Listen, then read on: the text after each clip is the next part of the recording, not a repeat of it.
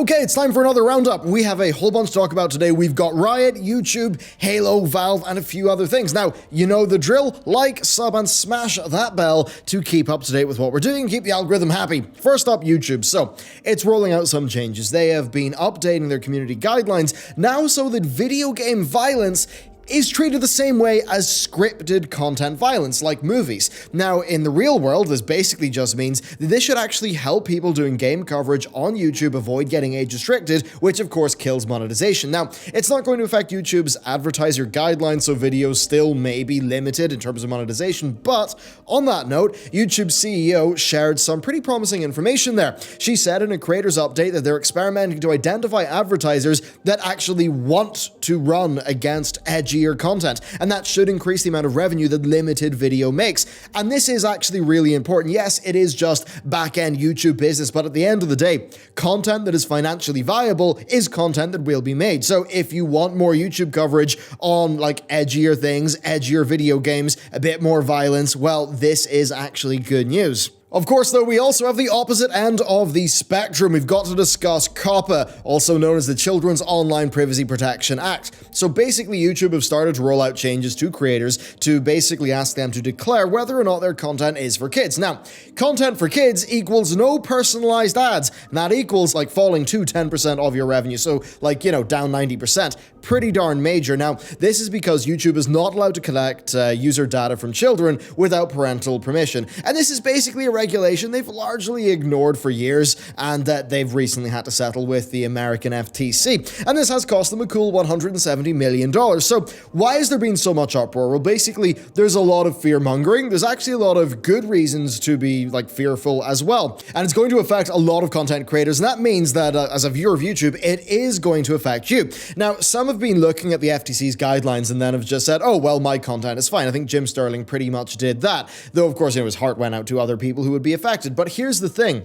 The FTC guidelines, yes, they matter, and parts of them are reasonable. Like, they do say that, yes, content can be animated, but animated content is not necessarily for kids. And that is great. But here's the thing. The way that YouTube is going to do its content categorization, that is, of course, using machine learning to work out what a video is like. So, yes, they'll be doing image analysis of your video. Now, the worrying thing here is that, and I actually do think that YouTube will get that to be very accurate maybe in a year's time, but initially, it's probably not going to be that accurate, and that probably does mean that we'll be getting a whole bunch of false positives. Now, ultimately, the buck is passed to the creator in terms of the FTC fine, so that actually means that YouTube can basically have like a user appeal there. So if you are miscategorized, it seems like you will be okay, at least initially, but basically the point here is that this could hit far more than just kids creators. For a prime example, and do note this has not happened yet, I was actually talking to my YouTube partner manager, this stuff kicks in January, but my other channel, right, it's covering World of Warcraft, that's a 12+ game. Now, yes, its entire audience essentially is like in their late 20s or 30s, and my content is for that audience, not for kids, but if you're doing, you know, an image analysis, you're seeing it's animated content, you see the game as a 12+, who knows, could I be in the firing line? Kind of tricky to know, because ultimately it is just going to be some machine learning system that's dealing with it. Ultimately, we're not going to know the impacts of this until January, but it does have the potential to be pretty darn major. I mean, hey, maybe if you're a Minecraft YouTuber, just lace the first 15 seconds with the most filthy swears you possibly can, and maybe it will categorize you as not being a children's creator. Hard to know, we will see, and I will update you when we know more. Okay, next let's move on to another serious story. So Riot's ongoing lawsuit concerning gender discrimination might be coming to a close. Originally sued for violating the Californian Equal Pay Act, a settlement has now been drawn up this week, and Riot are going to be paying out a total of $10 million. Now, this 10 mil will be split across approximately 1,000 female employees of the company, and more will be going to like full-time employees and like those with longer tenure. Now, this is yet to be approved by the court, but well, that is their current plan. Now, this is overall a very interesting situation. To be honest, 10 mil is a complete drop in the bucket for the company like running one of the largest games on the planet. Now, that's $10,000 on average for each employee, which I mean does sound nice, but you've got to think about the dollar's value in California. Really, it's not that much.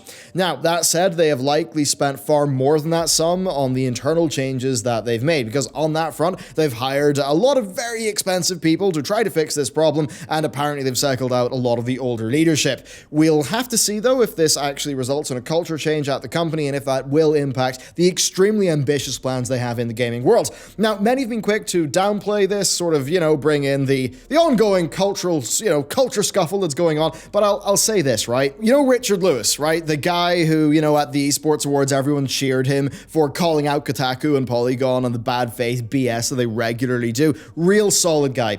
He's been talking about this Riot sexism stuff since 2016. Back then, he said that, stuff will hit the fan once NDAs expire. So, no, this story is not just Kotaku, trumping up a story out of nowhere. This does actually seem to be a legitimate problem at Riot Games. And frankly, if Richard Lewis is going to sort of stick in that one, I am too. I have a lot of trust in a lot of the things that he says. So what's the actual take from this? Well, the money situation is very interesting to me. They've burnt a lot of money trying to fix this problem, but in terms of the settlements, well, this would indicate that they are treating this like a distributed problem across the entire company where essentially the average employee would have been affected by it. At least that's what the very broad distribution of funds, that's what that says to me. So that's interesting. Maybe that does speak to their culture. Again, we've had Richard Lewis talking about this since 2016, saying that when the NDAs go up, that, stuff will fly. And it does seem like there have been serious issues here. And if you actually read up on some of the behavior going on at Riot, it was frankly just ridiculous, not the sort of thing that should be happening. Now, in terms of other things, they are swinging very hard in the other direction, right? They've got the new chief diversity officer, and, some of the things that she said, I personally have thought to be pretty ridiculous. They have sounded like just, filling people in like a checklist, we've got X amount of people who look like this, Y who look like this, stuff like that, which, it should be the most qualified person gets the job. That is really the ideal situation. So there have been worries reportedly within Riot, smaller scale, not all the employees, far less than half, that it could go too far from what we understand. Overall, the company seems to be happy with the direction that they're going in. Certainly, all those employees, they were doing walkout protests and stuff. So it does seem like it was a pretty darn serious thing. Just, I suppose, you see a lot of the, the chest beating from the chief diversity officer, right? The real bombastic things. They do just sort of sound like not hiring purely based on merit. So there are some worries there. But overall, regardless of what that response is, it does seem like there was a very severe core problem there at Riot. And of course, the hope is that there are cultural changes and that people are no longer put routinely in those very uncomfortable and downright improper situations. Okay, with that, let's move on. So Halo Reach, it is out as a part of the Master Chief Collection on the PC platform. Finally, it launched to massive success, right? It saw 160k concurrent spike on Steam, and presumably many more playing via Xbox Game Pass, which of course is dirt cheap. Now, we've been asking for this for years, so it makes complete sense. What's interesting to me, though, is it took an entirely new business direction for Microsoft to actually listen there. So Don Matrick, you remember the Don Matrick era of the Xbox One? It was Kinect, it was sports, it was television. What did Microsoft want? They wanted everyone to come to their console and for their console to rule the living room and basically capture as much of that living room revenue as they possibly could. And because of that, a key franchise like Halo would not get onto PC because it would not be in line with their overall goals. Well, Phil Spencer's era is very different. Phil Spencer is really just saying, what is Xbox? Xbox's games, we're going to get it to as many people as is possible. So it's good to see that their new era is actually a lot more focused on gamers, right? Because the older era was a lot more focused on just getting everyone, your grandparents, your parents, people who don't really play video games that much. It was focused on getting them into the Xbox platform for this whole big media hub. But now with Phil Spencer's era, they're focusing on gamers, and they're actually doing a pretty darn good job of doing that. And what does that mean? We've got the products that we want on the platforms that we want, and overall, I think it's a really big win indeed. Now, the good news doesn't even end there, because they've also added the option to bypass anti-cheat for the purposes of modding. Now, if you turn this on, match-made games will be disabled, but campaign and custom games will actually be available to play. And this is a great move. Trust me, this is brilliant. Now, this has got the potential to make the Master Chief Collection and PC have an extremely long life. Already they've made stellar player-focused decisions, right? Like selling the game on Steam, adding in the FOV slider when they can. They really do seem to have listened to PC gamers. And to me, it does show that the team understand the PC market and that they are making decisions for the health of that community and the game.